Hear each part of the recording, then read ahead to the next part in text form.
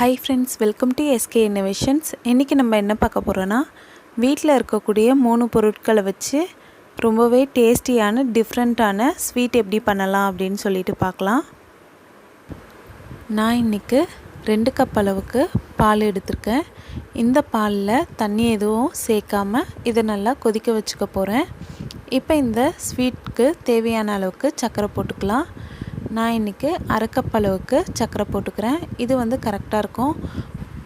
உங்களுக்கு ஸ்வீட்னஸ் எந்த அளவுக்கு வேணுமோ அதுக்கு தகுந்த மாதிரி சர்க்கரையை கூட்டவோ குறைக்கவோ செஞ்சுக்கலாம். இப்போ இதை நம்ம நல்லா கலந்து விட்டுக்கலாம். கலந்து விட்டு இந்த பால் வந்துட்டு 1 கப் அளவுக்கு கம்மியாகணும். அந்த அளவுக்கு நம்ம இதை நல்லா கொதிக்க வச்சுக்கலாம். இப்போ பாருங்கள், நல்லா கம்மியாகிடுச்சு. இப்போ இதை ஆற வச்சு எடுத்துக்கிட்டேன்.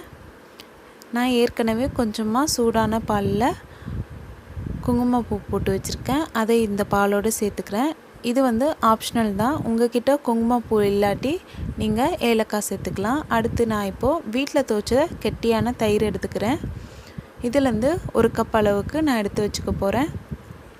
உங்கள்கிட்ட தயிர் வந்து கெட்டியாக இல்லை தண்ணியாக இருக்குன்னா அதை வந்து ஒரு மெலிசான காட்டன் துணியில் 1 கப் அளவுக்கு விட்டுட்டு ஒரு அரை மணி நேரம் கழித்து அந்த தயிரை மட்டும் சேர்த்துக்கோங்க. இதோட தண்ணியெல்லாம் எடுத்துடுங்க. இந்த ரெசிபிக்கு வந்து கண்டிப்பாக தயிர் கட்டியாக தான் இருக்கணும், தண்ணியாக இருக்கக்கூடாது. அப்போ தான் வந்து பர்ஃபெக்டாக வரும்.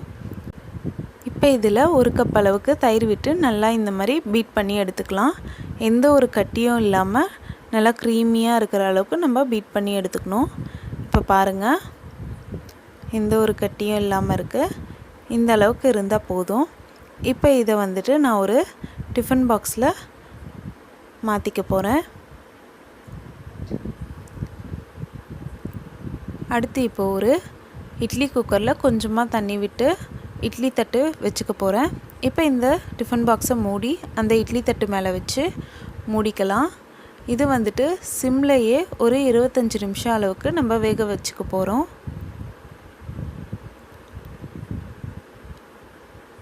இப்போ 25 நிமிஷம் ஆகிடுச்சு. இதை நம்ம ஓப்பன் பண்ணி பார்க்கலாம்.